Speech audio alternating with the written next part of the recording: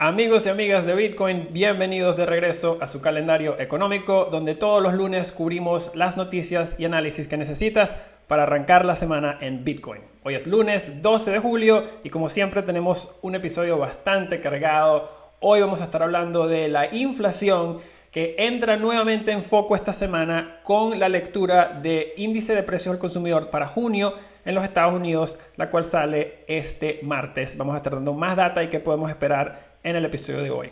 Igualmente vamos a hablar de los mercados capitales en Estados Unidos, los cuales los tres mayores índices están en máximos históricos, el Dow Jones, el Nasdaq y el S&P 500, y eso es mientras estamos entrando al periodo de reporte de ganancias que arrancan con los bancos esta semana. También vamos a estar hablando de eso y dando los detalles.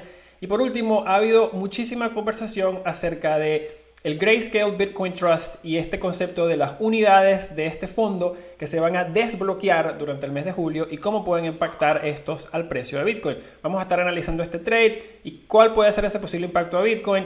Esto y mucho más hoy en el episodio de hoy. Cafés en mano, hermanos, que va a estar muy bueno como siempre. Arrancando como de costumbre con Bitcoin, vemos que la semana pasada fue otra semana de precios en rangos bastante definidos. Digamos no tan volátiles como anteriores generalmente para Bitcoin.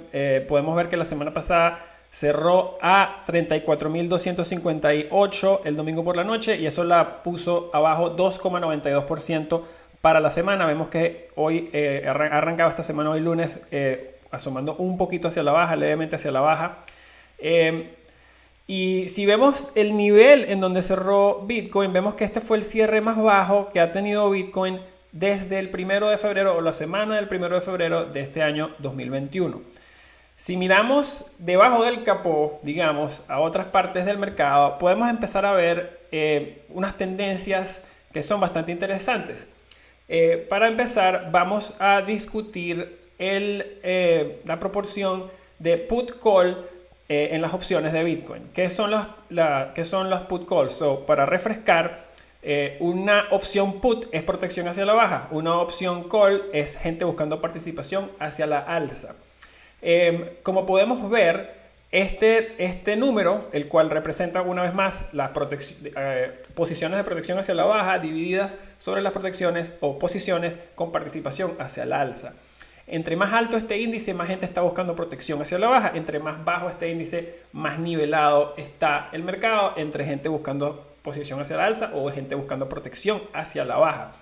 Este número alcanzó su pico el 14 de abril, lo cual coincide con el pico del mercado y tiene sentido que cuando llegamos a esos niveles de altura, muchísima gente más estaba buscando protección hacia la baja. Y a estos niveles que nos conseguimos ahora, no hay tanta gente. De hecho, ha bajado muchísimo el interés y muchas más personas están buscando posicionarse hacia la alza.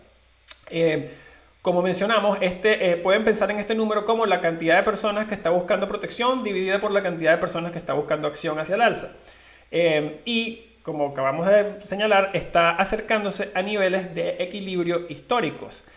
Así que esto es una buena señal. Igualmente, si miramos a las tasas de fondeo de los futuros perpetuos, que las hemos hablado acá varias veces, podemos ver que aquí está la de Kraken, y vamos a usar nada más la de Kraken para no ponerlas todas en la misma gráfica porque causan un poco de ruido. Pero lo que podemos ver es que luego de haber pasado varias semanas, como podemos ver desde acá, desde básicamente la bajada en mayo, hemos tenido varias semanas en tasas de fondeo consistentemente negativas. Pero si miramos la acción que ha habido durante los últimos días, vemos que ya estas tasas de fondeo están empezando a acercarse al 0%. O sea, están empezando a acercarse otra vez al 0 e incluso saltar hacia positivo levemente.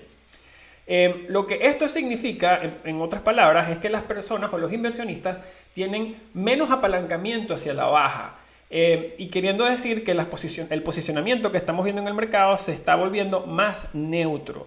En otras palabras, los inversionistas se están sintiendo, al parecer, menos bajista o menos bearish en base a este posicionamiento. Ahora, si comparamos este periodo de tasas de fondeo negativas con la última vez que tuvimos otras tasas de fondeo negativas relativamente persistentes, vemos que eso ocurrió a partir de aproximadamente el 31 de agosto, que estamos viendo acá, 1 de septiembre, 31 de agosto, a el 19 de octubre. Vamos a ver acá el 19 de octubre cuando salen. Y acá el 19 de octubre es que brincan, digamos, por encima de nuevo hacia el positivo. Si miramos la gráfica de Bitcoin, ¿qué ocurrió desde el 31 de agosto hasta el 19 de octubre? Vemos que fue otro periodo de... un segundo. Vemos que acá, vamos a agarrar la del 31 de agosto hacia la baja, al 19 de octubre. Vemos que fue un periodo de consolidación cuando tuvimos esta baja. Y ese fue el mismo periodo, o digamos durante este tiempo, fue que Bitcoin se estuvo consolidando entre un rango de $10,000 y $13,000. Y esa fue la consolidación que ocurrió antes de la gran movida que nos llevó de 13 a 20. Entonces es interesante comparar estas dos, digamos, áreas de acumulación según lo que nos indican las tasas de fondeo de los futuros perpetuos.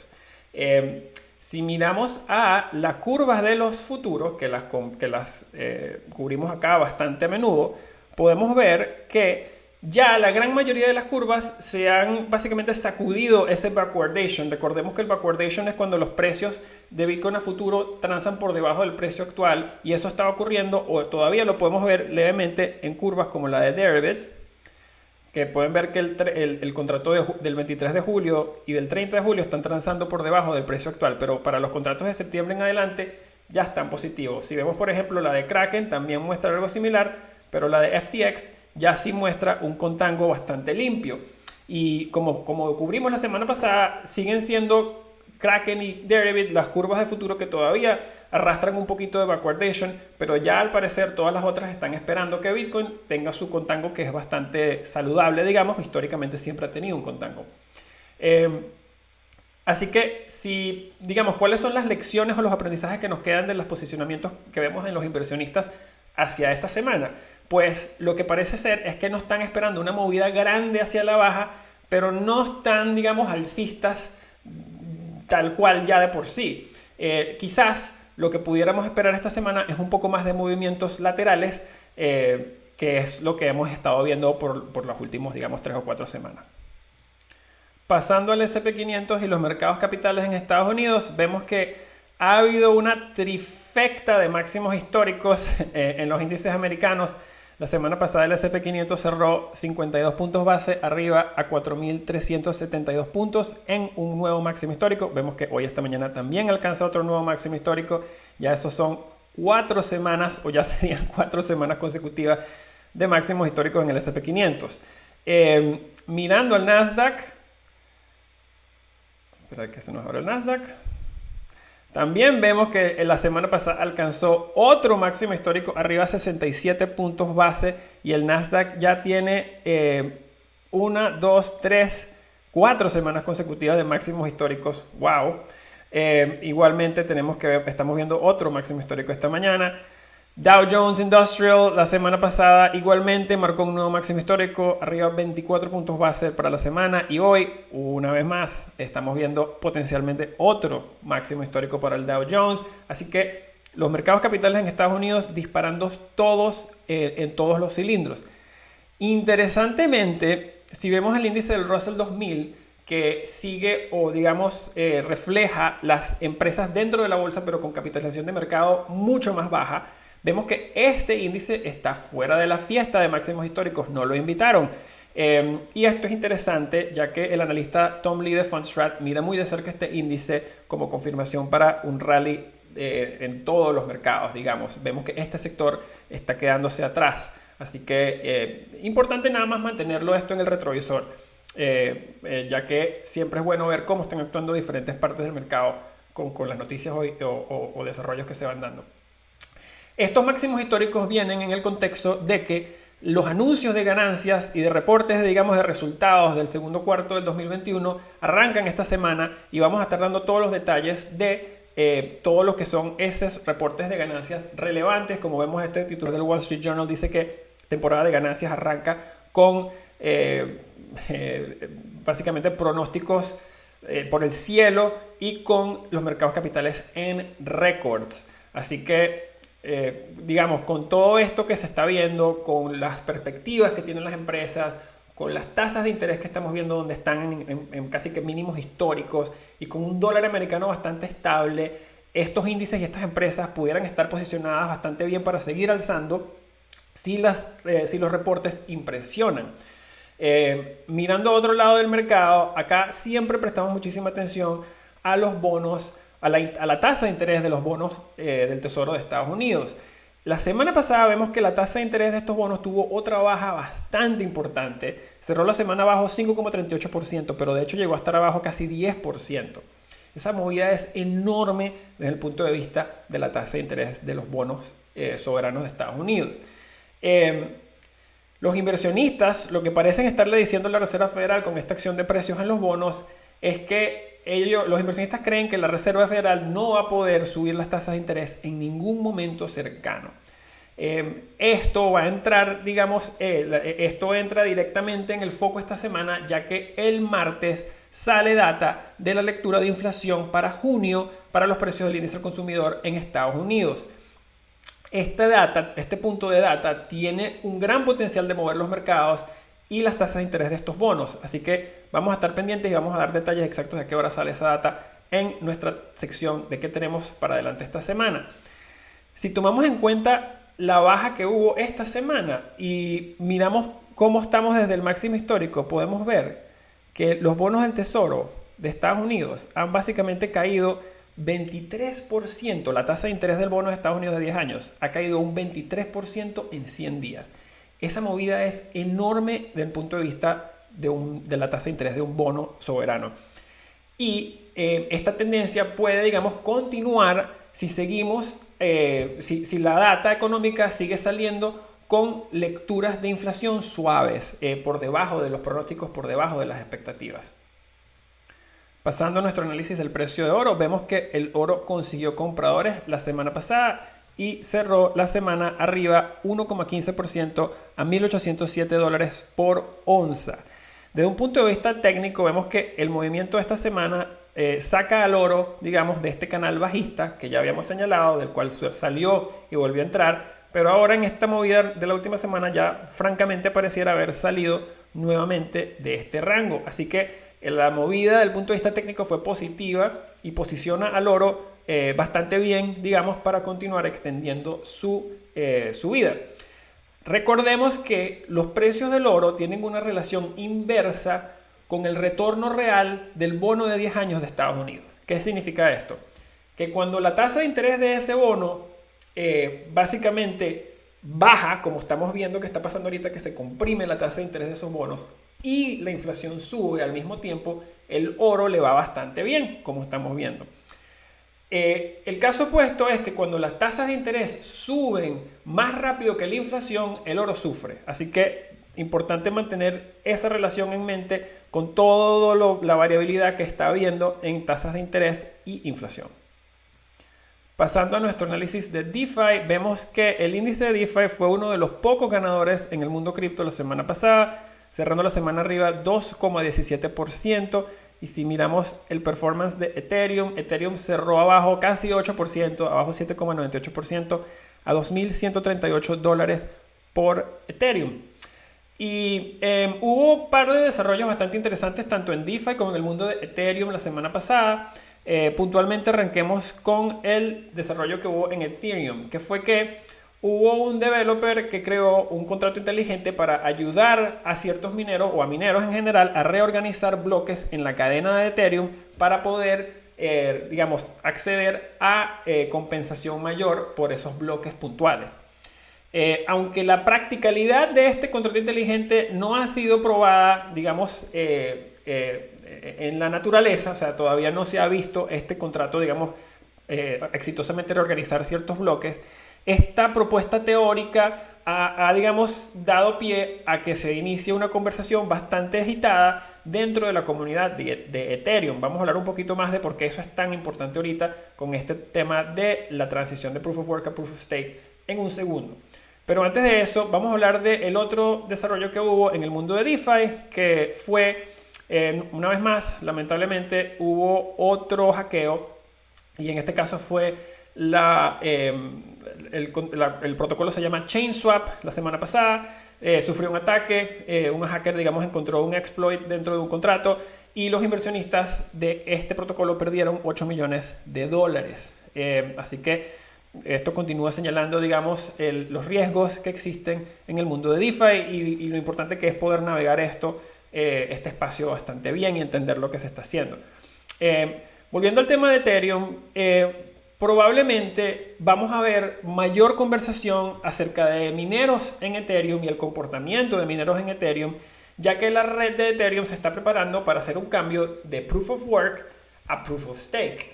Esta migración de Proof of Work a Proof of Stake va a hacer que los mineros de Ethereum que actualmente protegen la red y quienes han estado protegiendo la red desde el primer día por muchísimos años, una vez que se haga este cambio, estos mineros pasarán a ser obsoletos y perderán toda su inversión y digamos todo el trabajo que han hecho a lo largo de estos años. No podrán hacerlo más al futuro.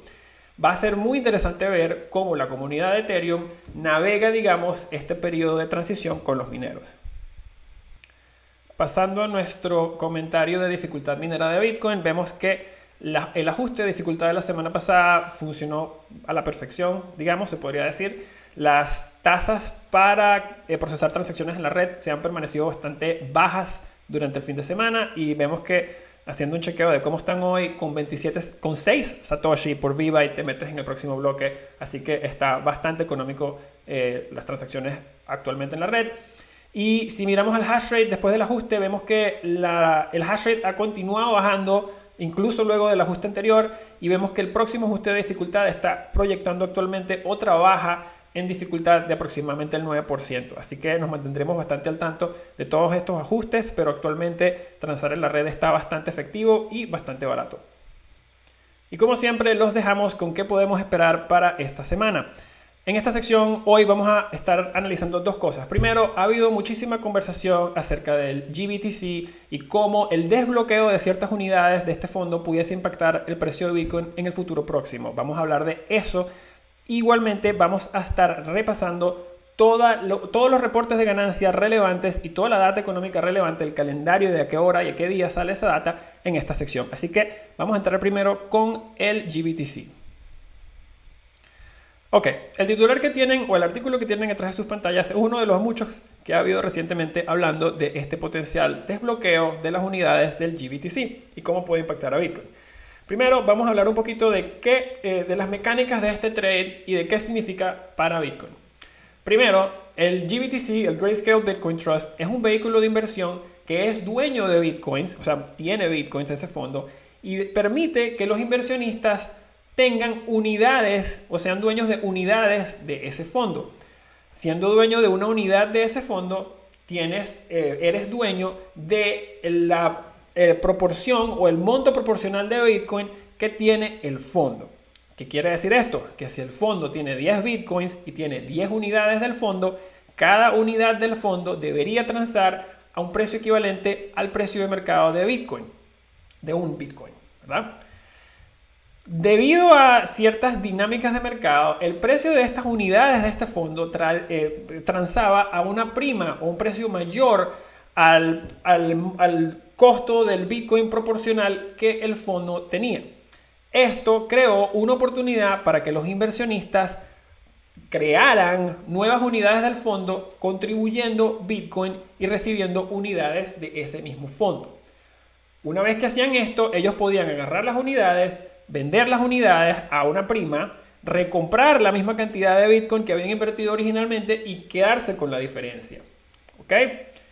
Solo hay una pequeña cosa que es bien interesante. Hay un caveat para este trade, que es que cuando envías el Bitcoin o cuando contribuyes el Bitcoin, tienes que esperar 6 meses hasta que esos Bitcoins se vuelvan unidades y te den las unidades del fondo que necesitas para poder vender y cerrar tu posición. ¿Ok? Habiendo dicho todo esto, a través de o durante el mes de enero del 2021, el monto de Bitcoin que el fondo GBTC tenía bajo manejo fue de 607.000 Bitcoin a 648.000 Bitcoin. Esto fue durante el mes de enero de este año. Así que vamos a ver esa data acá en Skew. Acá está. Esta gráfica que ven acá es los bitcoins bajo manejo que tiene el fondo GBTC. Y como podemos ver, de 2000, en el 11 de enero del 2021, este fondo tenía 607.000 bitcoins, como mencionamos, y al final de enero, al 29 de enero, tenía 648.000 bitcoins. ¿Qué quiere decir esto? Que aproximadamente pudieran haber hasta 41.000 unidades o el equivalente a 41.000 bitcoins en unidades de este fondo que se van a desbloquear durante el mes de julio. Y como podemos ver también, la mayoría de estas contribuciones en el mes de enero ocurrieron en la segunda mitad de enero. Así que estamos entrando ahorita a este periodo de 6 meses donde se cumple este desbloqueo de estas 40.000 bitcoins en unidades, el equivalente. Entonces, ¿qué significa esto? Dado a que el fondo GBTC, vamos a buscar acá la prima de este fondo. Acá está. Como podemos ver, este fondo, esto es, digamos, el precio de las unidades del fondo dividido por el precio del Bitcoin de ese fondo. Y como podemos ver, generalmente transaba a un precio mayor, las unidades se vendían a un precio mayor que el costo de los Bitcoin que tenía el fondo. Actualmente lo opuesto está ocurriendo. Las unidades transan a un precio menor de lo que vale el Bitcoin que tiene el fondo. Entonces, los inversionistas que están recibiendo estas unidades ahorita, si quieren vender sus unidades para recomprar el Bitcoin, estarían cristalizando una pérdida, ya que no pueden comprar la misma cantidad de Bitcoin que contribuyeron con lo que reciben de la venta de las unidades. Entonces, incluso si los inversionistas que hicieron este trade quisieran cerrar su posición esta semana, no solamente tendrían que vender las unidades del fondo que están recibiendo, pero también tendrían que recomprar el Bitcoin original en el mercado spot para cerrar el trade. Esto pondría presión hacia la baja en las unidades del fondo y hacia la alza en el precio spot de Bitcoin, lo cual debería básicamente cerrar la diferencia entre el valor de las unidades y el valor del precio de Bitcoin que tienen el fondo, queriendo decir que la diferencia entre las unidades y el precio de Bitcoin debería acercarse mucho más a cero si los inversionistas deciden proceder para cerrar este trade. Ahora, ya que hemos analizado este trade en bastante profundidad, vamos a hablar de la información y eventos relevantes que vienen esta semana. Y para cerrar, como siempre, repasemos qué tenemos esta semana. El día martes a las 8:30 hora del este tenemos el índice de precios al consumidor para el mes de junio en Estados Unidos. Las expectativas acá son de un incremento del 0,5% entre mes a mes y un 5% año por año. Los mercados probablemente van a celebrar cualquier número por debajo de esas expectativas y se podrían vender con números por encima de esas expectativas. Por otro lado, el día martes tenemos a JP Morgan y Goldman Sachs reportando antes de que abra el mercado. Y a las 2 de la tarde tenemos el presupuesto federal de Estados Unidos. El día miércoles a las 8:30 tenemos índice de precios al productor de junio. Y aquí la expectativa es de un incremento del 0,8% mes a mes. Igual que en el índice de precios al consumidor, busquen el mercado probablemente celebrará un número por debajo y venderá a un precio por encima. Del punto de vista de reportes corporativos, el día miércoles tenemos a Bank of America, Wells Fargo, BlackRock y Citi, todos reportando antes de que abra el mercado.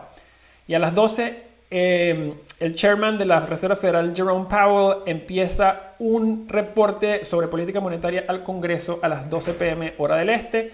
El jueves, básicamente, reporta Morgan Stanley antes de que abra el mercado. Y el día viernes tenemos ventas de retail para Estados Unidos, sentimiento del consumidor para Estados Unidos e inventarios de negocios en Estados Unidos, todos para el mes de junio. Y el punto de los inventarios va a estar interesante, ya que un número por encima de los estimados pudiera señalar que va a haber posibles presiones deflacionarias mientras se construyen estos niveles de inventario que van a tener luego que ser vendidos. Así que bastante data interesante que tenemos esta semana y hay que estar bastante pendiente de cómo pueden afectar los mercados. Muchísimas gracias, como siempre. Si aprendieron algo hoy, si tienen feedback o cualquier pregunta, los invito a que lo pongan en la sección de comentarios. Vamos a buscar incorporar su feedback y responderles todas sus preguntas. Si aprendieron algo acá hoy, si disfrutaron de este show, los invito a que le den like, se suscriban al canal y lo compartan con sus amigos. Si todavía no tienen una cuenta de Leden, los invito a que revisen leden.io y vean cómo se pueden empezar a ganar hasta 9,5% en sus USDC, hasta el 6,1% en sus Bitcoins, y tenemos las mejores tasas del mercado en créditos respaldados por tu Bitcoin a 9,5%. Así que revisa leden.io y aprende cómo puedes ponerle alas a tus sats. Muchas gracias a todos, los quiero mucho, nos vemos la semana que viene.